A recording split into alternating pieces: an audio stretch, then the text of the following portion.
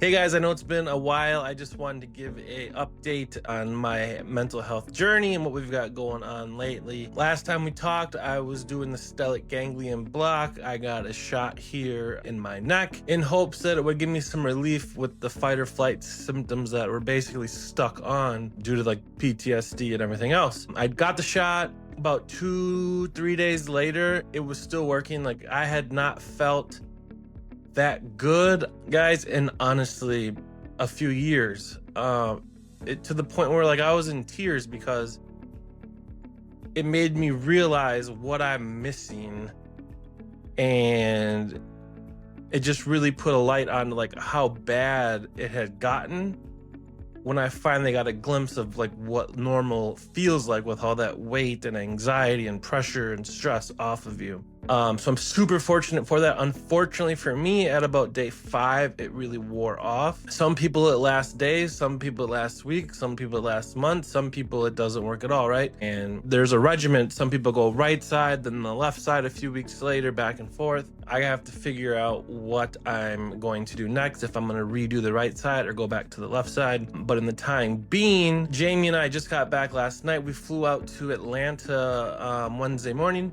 Just a quick day trip. I saw a specialist out there. He's an upper cervical spine person. Basically, the first few vertebrae in your neck can get a little bit off kilter and then affect your vagus nerve that runs down your neck, which regulates a lot of different things in your body. So I went out there.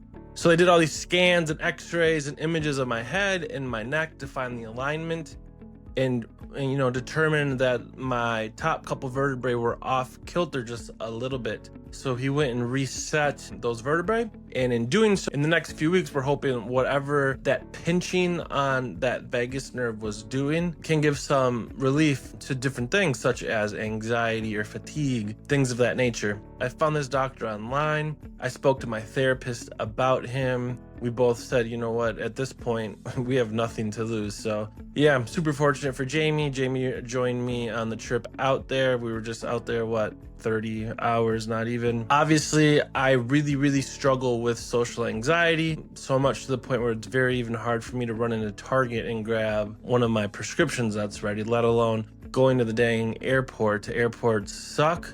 They're loud, they're noisy. I don't have any control whatsoever. So the airports are really hard. And I would say I did way better this go around than when I came back from Utah or when I came back from Florida in March. So that's good. That's a good sign.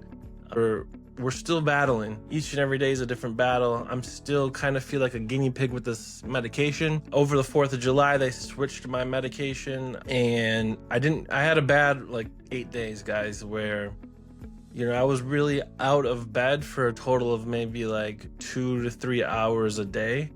I was just coming off these meds gave me such bad withdrawals, right? Like people that are coming out of, different hard substances or alcohol, things of that nature. And I was so dizzy and feeling faint and just weak, stomach issues. And I talked to my doctor today and she's like, you literally were having withdrawal symptoms because you're coming off of a medication rather than weaning off of it. So I guess there's, a glimpse of happy in there because at least there's a reason as to why I was doing so poorly. Doesn't make it feel much better, I'll tell you that, but I have a few things that I want to try that are coming up. Again, I want to try to do another shot in my neck just because I did get a lot of relief for those few days. The next thing is, and I'm still researching it quite a bit, is ketamine-assisted therapy. And I know I had made a post a few times in some private groups, and I've spoke to several people who have done ketamine therapy, whether it be the shot, an infusion in your IV, or the nasal spray. And I've heard a lot of good things about it. For me personally, I'm a little bit nervous about it. I hate the feeling of being high or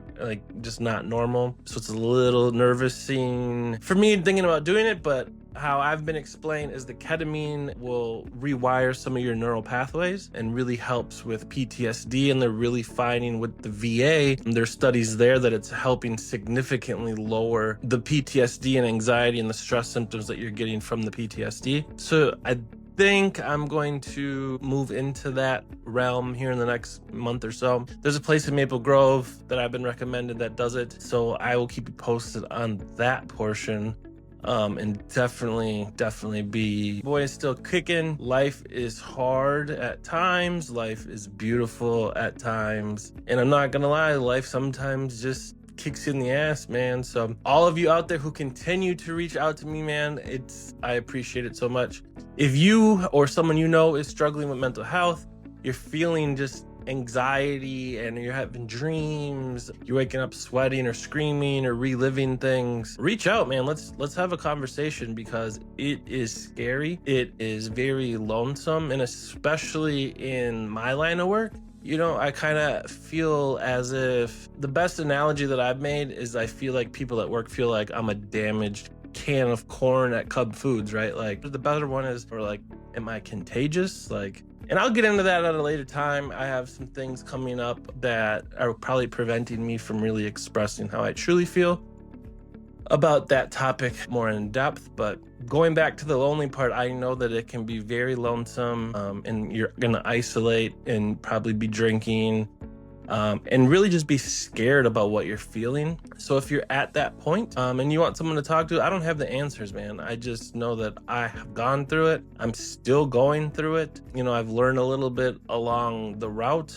It's not like a broken leg or a broken arm. It's not gonna heal in 5 months with a cast. You're learning to, basically rewire your brain. You've had so much trauma come into your brain, into your life. And if we're not processing it the right way, this is what happens to us. And it should be expected. For most first responders, veterans, nurses, frontline workers, it's a reality, and it's scary. And I just want to share my journey, in public, because for far too long, I've hurt in private. I felt shitty in private. I was scared in private because I didn't know what was happening to me. And I just really want to help, man. I want to be that voice and, that safety person for you that you can reach out to, call, ask questions, shoot a text to. So again, this is part 2 of the journey. The last few weeks, we've done some good things. We've made some improvements. We've had some setbacks, and healing is not linear, man. It's not going to be a straight line. It's unfortunately, you're going to go up, down, sometimes a little bit further down than up for that week, right? And I'm learning all about that, because I know when I do really well and then I have that bad day, I just get so pissed off. Like I thought we're past it, and I have to get rid of that expectation. Like, nope, we got to go day by day, and sometimes it's hour by hour to get through. So I appreciate you guys' concern, you guys following along. Part 3 will be coming up soon. I'll let you know what the next steps are in my journey. And again, if you guys have questions, man, just reach out. Thanks.